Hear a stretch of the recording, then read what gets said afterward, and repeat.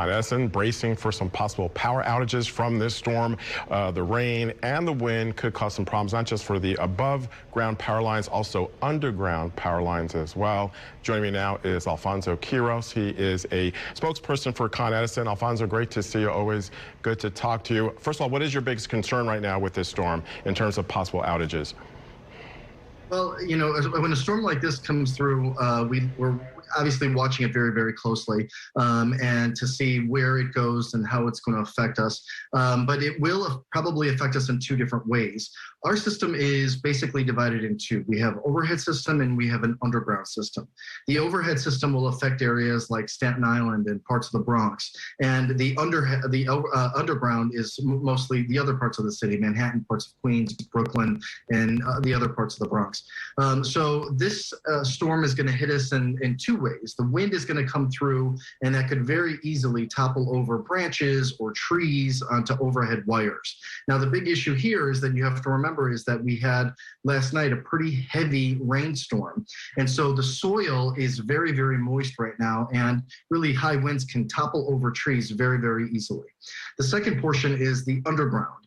So flooding can really have a damaging effect on our underground system, which can cause outages. So that's why we're always reminding people to download our Con Edison app or call us at 1-800-75-CON-ED should they have any power problems. And Alfonso, last year, you recall very vividly, obviously, during Tropical Storm Isaias, there were a lot of outages, specifically in Queens, outages that lasted several days, some several weeks. What have you learned from that storm in terms of what could help you during this storm that we are now facing? Well, the one thing that we did this time is that we called in over 1,500 mutual aid crews who are on standby right now as we speak. These are people from all around our nation, from as far away as Texas and Louisiana and Pennsylvania, and even some crews from Canada who have driven here in the past couple of days. And so what we have is that they are on standby waiting to respond to outages should they occur. And that's just going to be augmenting our regular crews.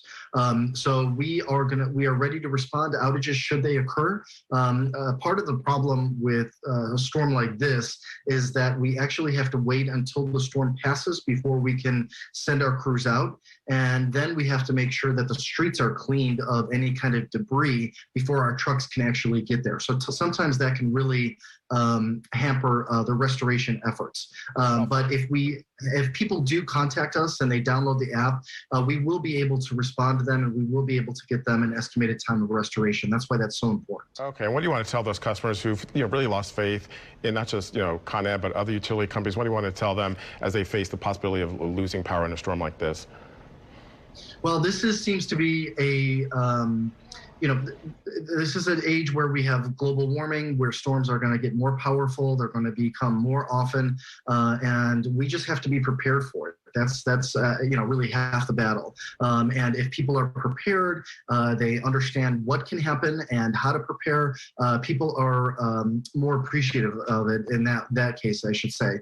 But we are asking people to just be prepared. Make sure that you download the app. Make sure that you stay away from any down power lines should you see them, and contact us either through the app or at 1-800-75-CON-ED should you have any power problems or any questions in general. Okay, Alfonso Quiroz, always good to talk to you. Hopefully we will get through this with very minimal damage. We appreciate your time. Stay safe. Stay safe, Rocco. Thank you.